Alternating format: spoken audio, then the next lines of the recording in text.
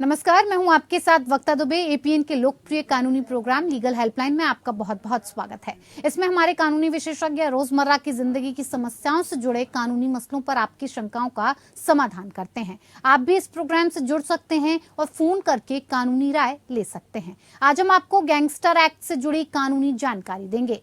गिरोह बनाकर अपराध करने वाले बदमाशों के खिलाफ सरकार ने 1986 में गैंगस्टर एक्ट बनाया और लागू भी किया था। गैंगस्टर अधिनियम 1986 के मुताबिक एक या एक से अधिक व्यक्तियों का समूह जो अपराध के जरिए अनुचित लाभ अर्जित करता है वो गैंगस्टर कहा जाता है, चाहे वो किसी भी तरह का अपराधी हो। सीधे कहें तो गैंगस्टर एक अपराधी है जो एक गिरोह का सदस्य है। ज्यादातर गिरोह संगठित अपराध का हिस्सा माने जाते हैं। गैंगस्टर एक्ट में दोषी अपराधी को न्यूनतम 2 साल और अधिकतम 10 साल सजा दिए जाने का प्रावधान है। संशोधन से पहले गैंगस्टर एक्ट में केवल 15 तरह के अपराध शामिल थे, लेकिन बाद में इसके तहत आने वाले अपराधों की संख्या में इजाफा किया गया। तो ये तो थी गैंगस्टर एक्ट के बारे में कुछ बुनियादी जानकारी। इस कानून की ज्यादा जानकारी देंगे हमारे आज के कानूनी विशेषज्ञ अधिवक्ता अक्षय वर्मा जी। अगर आपका भी गैंगस्टर एक्ट से जुड़ा कोई सवाल है तो आप फोन करके राय ले सकते हैं। अक्षय जी, आपका बहुत बहुत स्वागत है कार्यक्रम में। फोन लाइंस खुल चुकी हैं।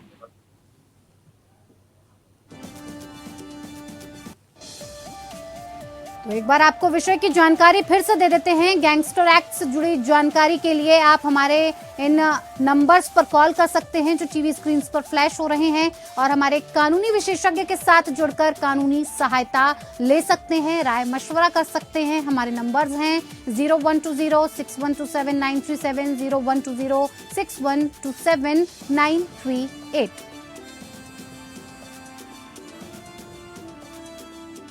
चलिए कार्यक्रम की शुरुआत करते हैं। और अक्षय जी, सबसे पहले आपसे यही जानना चाहेंगे कि गैंगस्टर की कानूनी परिभाषा आखिर क्या है? जैसा कि आपने बताया कि ये गैंगस्टर एक्ट है जो यूपी में एप्लीकेबल हुआ था, जिसका पूरा नाम है Uttar Pradesh gangster and anti social activities prevention act 1986।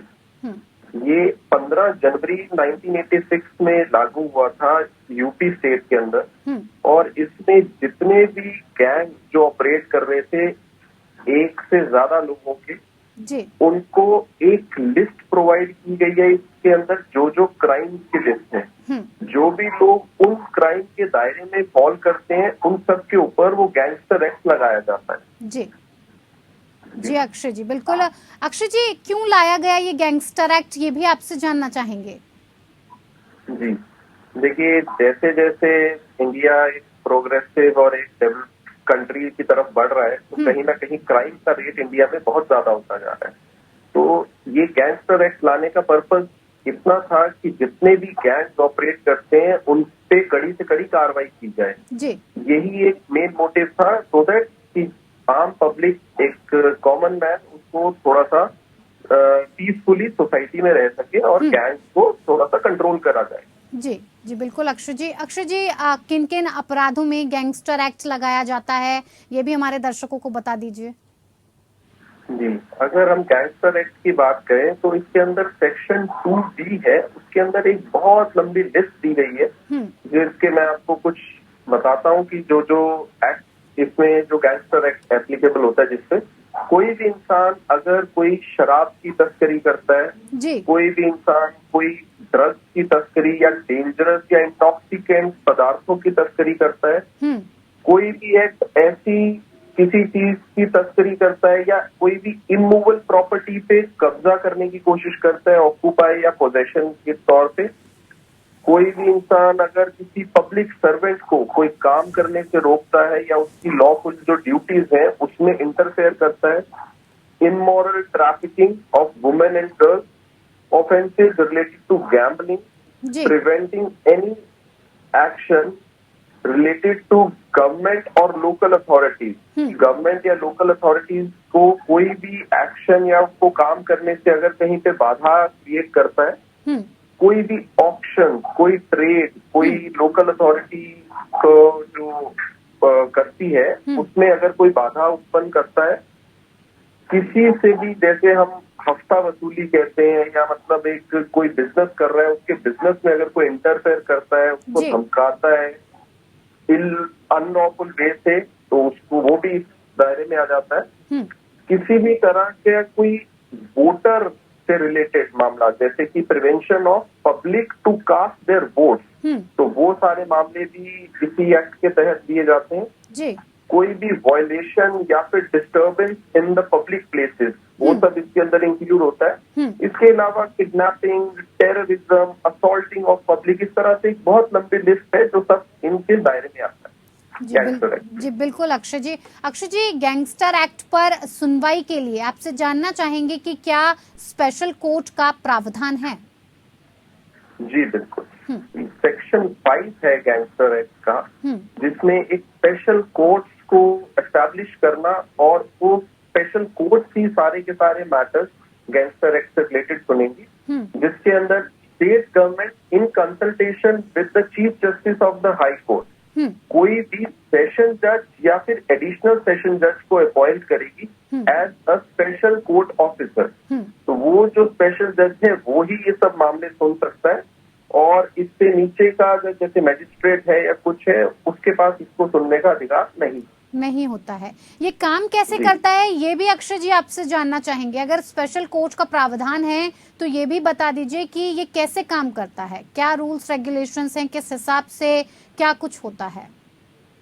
देखिए, अगर हम इसकी रूल्स रेगुलेशन की बात करें तो कोई भी अगर FIR दर्ज होती है अंडर द गैंगस्टर एक्ट, तो जैसे नॉर्मल पुलिस मैजिस्ट्रेट को प्रोवाइड करती है उसकी केस फाइल, केस डायरी और डिटेल्स, और केस आगे कोर्ट में भर्ती होता है, ऐसे ही वो मैजिस्ट्रेट के पास ना जाकर वो एक स्पेशल कोर्ट जो बनाई गई है स्पेशल कोर्ट के पास जाती है।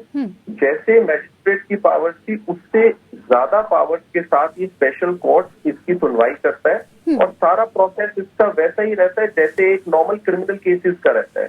इसमें सिर्फ थिकनेस इतनी रहती है कि इसमें जल्दी जल्दी किसी को बेल नहीं प्रोवाइड होती है। रीजन बीइंग इसमें जो सारे ऑफेंसेस है बहुत सीरियस और सीवियर होते हैं। जी बिल्कुल अक्षय जी, गैंगस्टर एक्ट में संपत्ति जब्त करने के प्रावधान के बारे में भी आपसे जानना चाहेंगे कि कैसे एक्ट को संशोधित करके जब्ती को वैकल्पिक से जरूरी बनाया गया। जी, बहुत अच्छा सवाल है ये, और बहुत जरूरी भी है। जैसा कि आप लोग जानते हैं कि आजकल वैसे ही यूपी के अंदर यूपी सरकार इन सब चीजों से बहुत सख्ती से पेश आ रही है। इस एक्ट के अंदर सेक्शन 14 है गैंगस्टर एक्ट का, जो डिस्ट्रिक्ट मैजिस्ट्रेट को पावर देता है किसी भी ऐसी प्रॉपर्टी जो किसी ने कब्जा किया हुआ है या किसी ने इलीगल वे से ऑक्यूपाई किया हुआ है, उस प्रॉपर्टी को जब्त करने का, उस प्रॉपर्टी को अपने एक्वायर करने का, और वो एक्वायर करने के बाद इसमें एक एडमिनिस्ट्रेटर को अपॉइंट कर देता है जो डिस्ट्रिक्ट मैजिस्ट्रेट है, जो कि इसकी कार्रवाई को आगे देखता है। अक्षय जी, आपने अभी डिस्ट्रिक्ट मैजिस्ट्रेट की बात की है, तो ऐसे में गैंगस्टर एक्ट में अगर डिस्ट्रिक्ट मैजिस्ट्रेट के अधिकारों की बात की जाए तो क्या कुछ अधिकार होते हैं उनके? देखिए, डिस्ट्रिक्ट मैजिस्ट्रेट को इस गैंगस्टर एक्ट में पूरी सिविल कोर्ट जितने पूरे अधिकार दिए गए हैं, क्योंकि जितने भी हमारे प्रॉपर्टी के मसले हैं वो सब सिविल कोर्ट्स में चलते हैं, तो डिस्ट्रिक्ट मैजिस्ट्रेट के पास सारी सिविल कोर्ट की पावर होती है। उसके पास पूरी पावर होती है कि वो एडमिनिस्ट्रेटर को अपॉइंट कर दे, उस एडमिनिस्ट्रेटर के अलावा उसको पुलिस सपोर्ट या पुलिस प्रोटेक्शन प्रोवाइड की जाए, क्योंकि कहीं पे भी अगर हम गैंगस्टर या गैंगस्टर एक्ट की बात करते हैं तो उसके अंदर एक थोड़ा सा प्रोटेक्शन के साथ ही आगे कार्रवाई की जाती है। तो जो एडमिनिस्ट्रेटर वो अपॉइंट होता है उसको पुलिस प्रोटेक्शन देने की भी पावर डिस्ट्रिक्ट मैजिस्ट्रेट के पास है यहाँ पर। अक्षय जी, इस एक्ट को इतना सख्त क्यों माना जाता है, क्या वजह है इसके पीछे की? देखिए, इस एक्ट को सख्त मानने की वजह सबसे बड़ी ये है कि 2015 में एक इसमें अमेंडमेंट किया गया था इस एक्ट के अंदर। उसके अकॉर्डिंगली इसमें जो मिनिमम सेंटेंस थी वो 2 साल की तय कर दी गई थी, और इस एक्ट में जल्दी जल्दी बेल प्रोवाइड नहीं होती है। जो ट्रायल है वो ट्रायल स्पेशल कोर्ट और स्पेशल जजेस के पास चलता है, और इसके अंदर अगर एक बार इंसान बुक हो जाता है तो उसको जो सेंटेंस है दैट में गो अप टू 10 ईयर्स, मतलब 10 साल तक का है। तो इसमें सजा इतनी सख्त है, इस वजह से इसको इस तरह से माना जाता है। यानी कि इसमें बेल का ज्यादा कोई प्रावधान नहीं है, और साथ ही साथ अगर सजा की बात की जाए तो वो 10 साल से ऊपर की ही होती है, उससे कम नहीं। 10 साल तक होती है जी 10 साल तक मैक्सिमम सेंटेंस जी बिल्कुल। जो है वो 2 साल की तय करी गई। जी अक्षय जी 2015 में जो गैंगस्टर एक्ट को मजबूत किया गया था, किन किन बिंदुओं पर एक्ट में बदलाव करके इसे मजबूत किया गया? देखिए, जो ये 2015 की मैंने अभी बात की, उसमें एक तो रीजन था कि जो मिनिमम सेंटेंस इसमें वो 2 साल कर दी गई थी। उसके अलावा जैसे स्टार्टिंग में मैंने आपको बताया था कि सेक्शन 2 भी है, उसके अंदर एक पूरी लिस्ट दी गई है कि कौन कौन से ऑफेंसेस इस गैंगस्टर एक्ट के अंदर फॉल करते हैं। तो उस लिस्ट के अंदर पहले सिर्फ 15 ऑफेंसेस होते थे, और आज की डेट में उस लिस्ट को बहुत ज्यादा एनहांस कर दिया, और बहुत सारे ऐसे ऑफेंसेस भी उसमें एड ऑन हो गए हैं कि जो पहले एड ऑन नहीं होते थे, जो 2015 के अमेंडमेंट के बाद आए। जी बिल्कुल, यानी कि 2015 के बाद जो इस एक्ट को मजबूत किया गया है, उनमें जो बिंदुओं पर बदलाव किए गए हैं, उसके बाद ही इस एक्ट को काफी सख्त माना जाने लगा है, और बेल का प्रावधान से लेकर सजा तक लेकर सब कुछ इसमें बदलाव किया गया है। जी बिल्कुल। जी बिल्कुल। अक्षय जी, सुप्रीम कोर्ट का गैंगस्टर एक्ट पर क्या फैसला था, ये भी हमारे दर्शकों को बताइए, और थोड़ा विस्तार से बताइएगा जिससे उन्हें समझ में आ सके कि आखिर सुप्रीम कोर्ट ने ऐसा क्या फैसला दिया था। जी, तो सबसे पहले मैं आपको एक चीज बताऊं, जैसे गैंगस्टर एक्ट की अगर हम बात करते हैं तो आजकल जो सबसे लाइमलाइट में जो केस है अतीक अहमद एनकाउंटर केस, जी, तो उसके अंदर Atiq Ahmed was the first person who was booked under this gangster act by the UP police.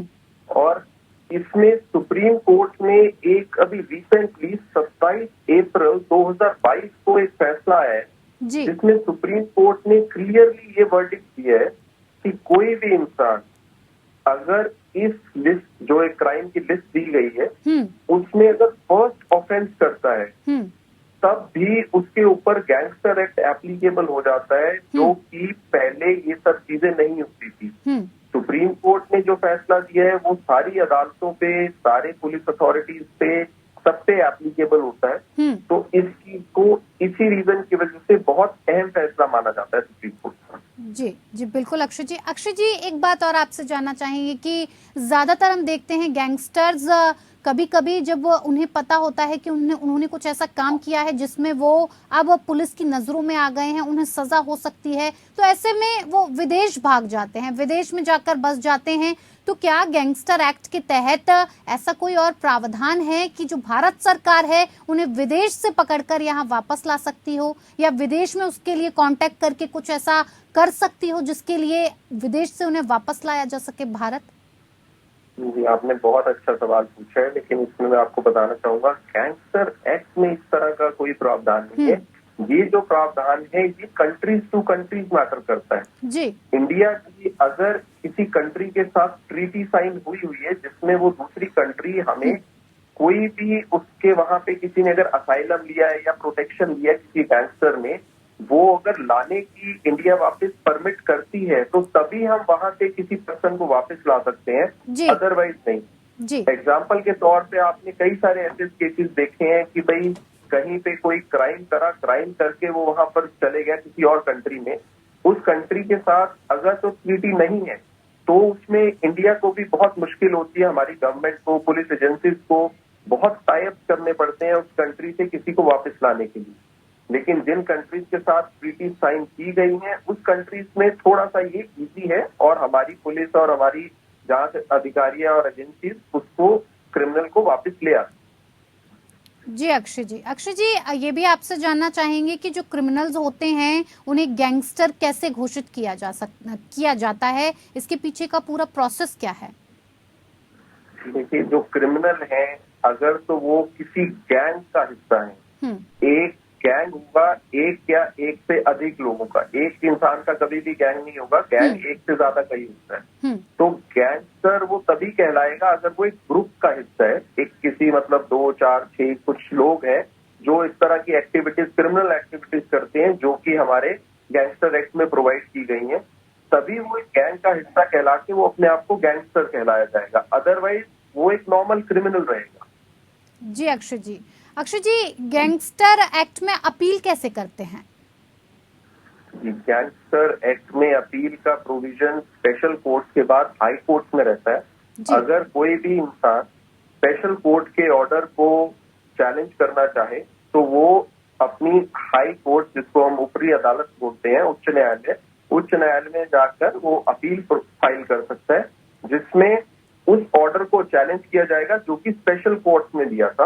और इसमें मैं एक चीज और आपको बताना चाहूंगा, जो पहले हमारी बात हो रही थी कि जिसमें डिस्ट्रिक्ट मजिस्ट्रेट को पावर थी प्रॉपर्टीज के रिगार्डिंग, जिसमें प्रॉपर्टीज एक्वायर कर सकते थे, उसके अंदर भी हमारे पास 3 महीने का टाइम होता है। जिस पर्सन की प्रॉपर्टी एक्वायर की गई है, अगर वो चाहे तो डिस्ट्रिक्ट मजिस्ट्रेट के पास जाकर वो एक रिप्रेजेंटेशन की फॉर्म में, एक एप्लीकेशन की फॉर्म में वहां पर अपनी दरखास्त लगा सकता है, जिसके ऊपर सुनवाई करते हुए और सारे फैक्ट्स और तथ्यों को देखते हुए डिस्ट्रिक्ट मजिस्ट्रेट उस प्रॉपर्टी के रिलीज के भी ऑर्डर कर सकता है। जी अक्षय जी, एक्ट में सजा के प्रावधान के बारे में आपने बताया, लेकिन एक बार हम फिर से अपने दर्शकों को इस बारे में और ज्यादा विस्तार से बताना चाहेंगे, तो आपसे जानना चाहेंगे कि एक्ट में जो सजा के प्रावधान है वो आप एक बार फिर से हमारे दर्शकों को बता दें। जी बिल्कुल जी, गैंगस्टर एक्ट के अंदर जो मिनिमम सेंटेंस है वो 2 साल की है। इसका मतलब ये हुआ कि अगर कोई भी इंसान गैंगस्टर एक्ट के अंदर बुक होता है और उसको पनिशमेंट मिलती है तो उसकी पनिशमेंट मिनिमम 2 साल की तो रहेगी। उससे ऊपर जो मैक्सिमम सेंटेंस इस गैंगस्टर एक्ट में दिया गया है वो दिया गया है 10 साल के लिए, कि वो 2 साल से लेकर 10 साल के बीच में कोई भी टेन्योर हो सकता है, चाहे 2 साल, चाहे 4 साल, चाहे 6 साल या 10 साल। तो मैक्सिमम इसमें 10 साल का प्रोविजन दिया गया है गैंगस्टर एक्ट में। और इसमें एक चीज मैं आपको और बताना चाहूंगा, एक तो होता है गैंगस्टर और एक होता है उसका अकम्प्लिस, जो उस गैंगस्टर को हेल्प करता है या सपोर्ट करता है। इसमें उस गैंगस्टर के अकम्प्लिस के लिए भी उतनी ही सजा का प्रावधान है जितना गैंगस्टर के लिए, वो है मैक्सिमम 10 ईयर। जी अक्षय जी, बिल्कुल, बहुत बहुत धन्यवाद आपका हमारे साथ जुड़ने के लिए और इस विषय पर इतनी बेहतरीन जानकारी हमें और हमारे दर्शकों को देने के लिए। तो फिलहाल लीगल हेल्पलाइन में मेरे साथ इतना ही, मुझे दीजिए इजाजत, नमस्कार।